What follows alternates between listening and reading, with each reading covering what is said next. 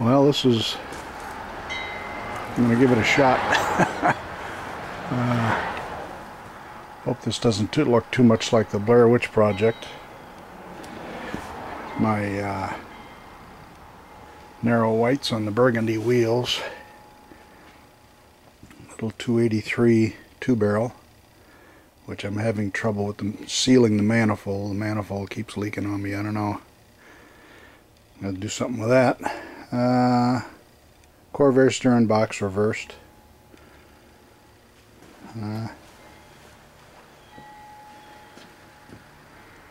As the shocks we made the shock towers and like that. The springs are stock.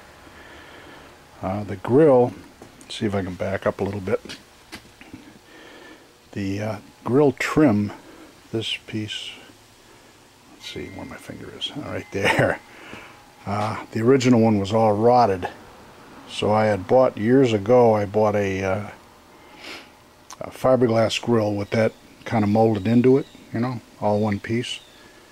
So I heard of this place that used to, it was some kind of chroming, like Spectrachrome, that they actually sprayed on that turned out looking like chrome, but I couldn't get anybody to find out who does it in this area or whatever. And then I found out that Paul's chroming will chrome plastic or fiberglass.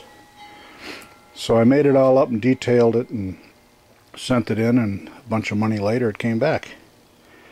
The grill insert is stainless, that's new.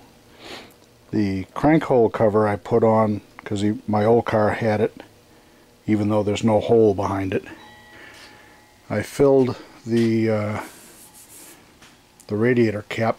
I welded that in and did that over. I did put AC in the car. It's got a 7-row CAR radiator in it, copper radiator, that should have no problem cooling anything. The AC condenser is behind the grill. You can't see it because it's black. The AC pump I didn't want to stick on the top of the motor, so I made all the brackets and mounted it underneath the fuel pump. I don't even think you can see it, but once the fenders are on, come up a bit, you won't see hardly anything there. I filled in the vent shroud because you'll see how crowded it is underneath the dash there. It's got 2 windshield wipers. Originally had 1. Even have windshield washers from early Corvette. Most of the wood, well, the wood floor is all set. That's all done except for around the steering column and the pedals. I got a master shutoff which all the juice goes through, which will be under my seat. If I want to shut everything down, I can just flip that off, just in case there's a problem. It's got, what's it got? Magnaflow stainless mufflers, and the pipes from the Ford are 2 1/4 regular steel. I fabricated all that and welded it up. From the mufflers back are stainless 2 1/4. It's got a 57 Chevy rear end, new drive shaft they had made up. Some of the wood that I'm doing right now, let me sit down here. I don't know how this is coming out, but actually none of it's going to show if I ever get it upholstered, but it's all new wood. Everything is going to be new. I kind of have the original stuff, what's left of it. A lot of it's rotted away, but I'm kind of making up what isn't there. I just got to kind of connect the dots. Friend of mine, Dave Slick, that does, actually the name of his outfit now is Slick Fabrications. He did the work on the body like 25 years ago for me. And I made up a buck for the floor with this angle on it, so that he can make up the steel back floor at his shop. He can get all the angles and everything. It's an exact duplicate of what it has to be. and he's going to roll all the ridges in it to stiffen it up and everything. I don't have a back seat yet at all. I'm going to end up probably buying out of Speedway. They have white bucket seats. It's low back buckets that are kind of 60s style. And then if I ever have the thing upholstered, I'll have them do everything so everything will match. But hopefully someday it'll be rolled and pleated white naugahyde, black carpet. Let's see, I got a stainless steel tank and all the line going to the fuel pump is all stainless. I've got my fiberglass back fenders. I had to do a little filler. The radius wasn't quite right there, so I put some paper bag or some plastic bags over it and filled the metal part down to the fiberglass, and I'll just blend that bead in because it's got a bead that goes all along there, because I don't want to use the what is it, the little fabric bead that goes in all the joints and stuff. I don't want to use that, so that just closed up that gap so it'll be a good fit.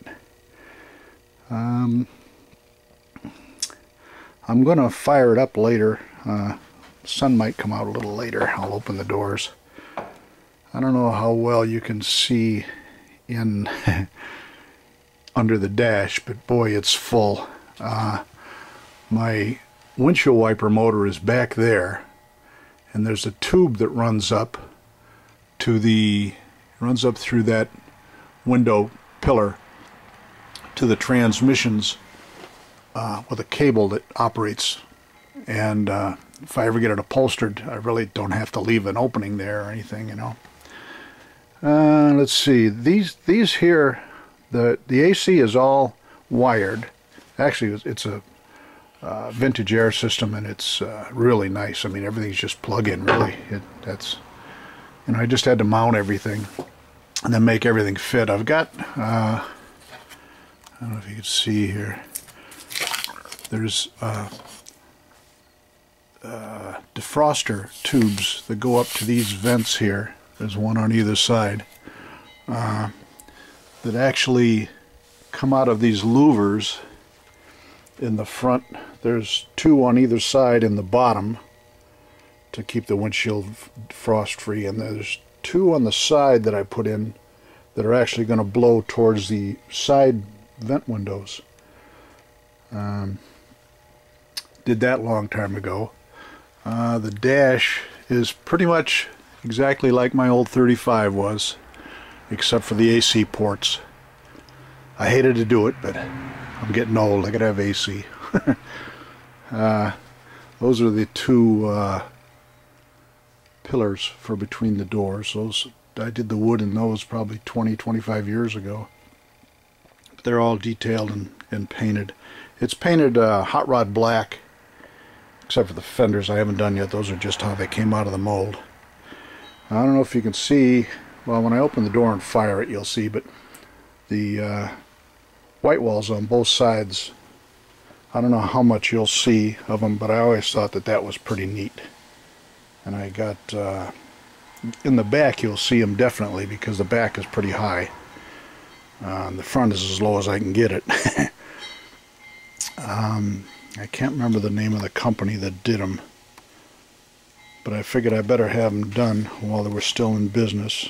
And they do pretty much whatever you want. I picked the size, how big the white wall I wanted, both sides. They took all the lettering off of the tires, so there's no you know what brand it is or anything that sticks out. They're nice and smooth, and they're a nice radial tire. Originally the casings are Cooper, I guess. Yeah, Cooper tires. I still have to do, I've got, I don't know if you can see them underneath there on the floor, I've got those new pieces there go up over the doors. They're all fitted, but I have to, the pieces over the back window, the back side window, I have to kind of fit that all together. Basically I got to bolt the whole thing together, make everything fit, then take it apart, glue it up, and bolt it back together again. And that's going to be fun. Luckily, the epoxy is a marine epoxy that I get from a boat place down in Rhode Island. It's a slow epoxy, so you got plenty of time to work with it, but it's really, really tough stuff. Then I have to build all of this up here. I've got a little bit left, and I've got some pictures. I have a friend that grew up in Northborough that has a 35 Chevy sedan, a four-door sedan, just like this, that he races. He'd bought it out of Westboro. It was actually in pretty good shape. The wood was all decent. It had a couple of cracked bows, but that was about it. I mean, all his wood, he just sanded it down and varnished it, you know. He was really lucky. The floor was all good. Everything was good in his. He did metal. Where I did wood up front here, he did metal. But this is the bracket for my emergency brake. You have to run those in Massachusetts. You can't get away with that. So it's got a long chrome. Let's see if I can get it out here. Got a long chrome handle emergency brake. And I've got these little lift outs for I got my master cylinder and power brake booster, and my brake switch, and the proportioning valve for the rear is all right here. What I'm going to do when I have it carpeted, if I have it upholstered and then carpeted, I'm going to take and come up another 3/4 of an inch on the outer part, and then I'm going to cut it in so that the carpet can go like under a little bit, and when I pull it out, you know, drop it back in again, it won't affect the carpet. But they're going to be under the seats anyway, so you probably won't see them. What else? Oh, all the AC, I got to show you this. This is real. All the copper, these copper lines that go up in here is where I'm routing all my wire through to get it down below the kick panel here, so that I'll still be able to, if I ever have to sneak a wire up or do something, I can get at it. I'm going to pull I've got a cardboard kick panel on the other side there that I'm going to pull off and show you everything that's going on in there. I had to change the old door stops, you know, that swing out, you know, when the door swings out, that keeps it from tearing off. I have to put the straps on the outside like the old Roadsters, because this is all full of, I got 2 heater lines and a couple of wire conduits going through, and I got my squirters for my windshield washers. The tank for my windshield washers is under the driver's side over here, and I can fill it remotely from the engine compartment, so you don't see it anywhere. Didn't have room under the dashboard. But the AC lines and the heat lines all go up there. I didn't want to have anything on my firewall, so I got, well, you can't see it, it's all built in, but I've got one of those 4-hole connectors like they usually put on the firewall for the tubes to connect to, and I mounted it on an angle underneath this metal plate here, and the elbows go down and forward low, so you really won't see them, and then they turn elbows again and come up into the kick panel here.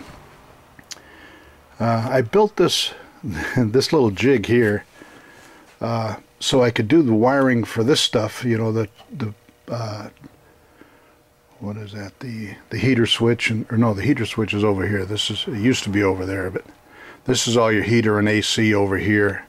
This is where the ignition is on the dash, and the windshield wipers, and what's the other? Oh, the lights are those two. And I've got them positioned, but I didn't want to have the dash there because it'd be impossible to get under here. So once those are all wired, I'll just pull the nuts off and put the dash on, and then they'll be right in place. This is a third AC dump here, which they want you to run 3 for one this size. It's a little bit bigger than normal.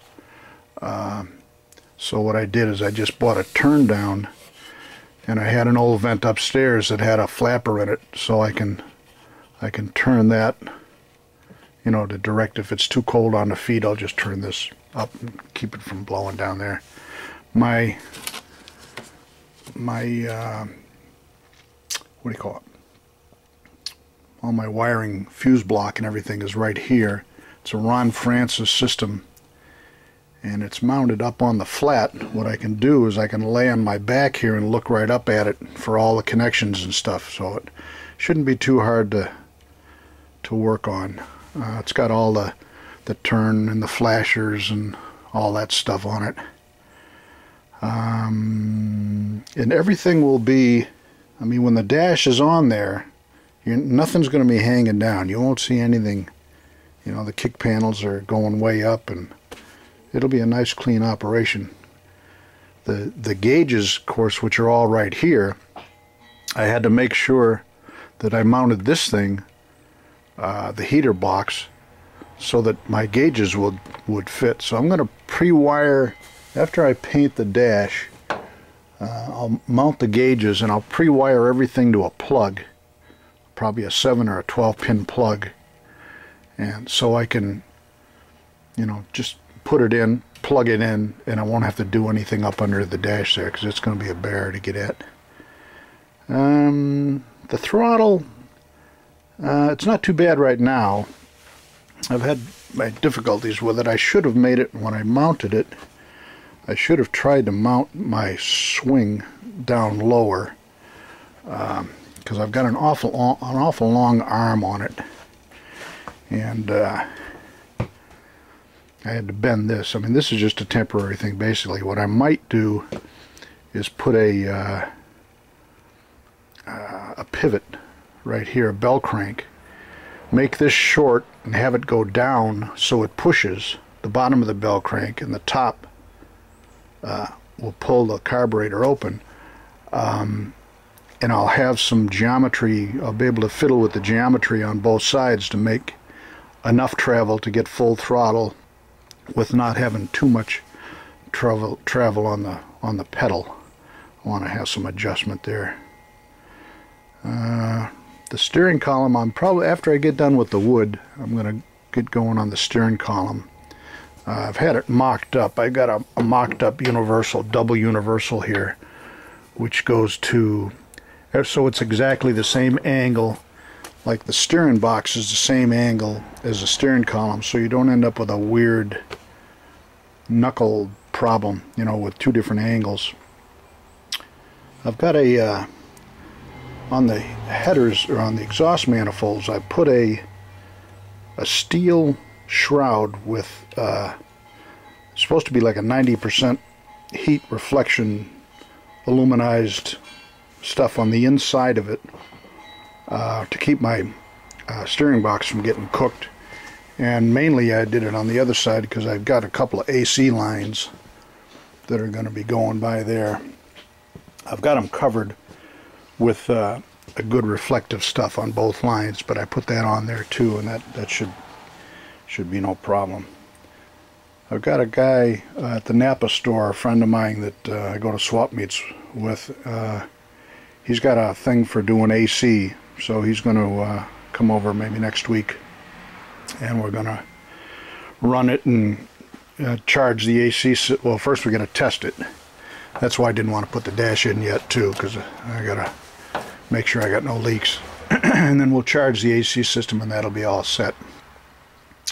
I've had the heater core, I've had the heat running, so I know that those lines are all right. There's a few more pieces of wood that are go on the back. The ones that came out were pretty bad. And I got my battery under here.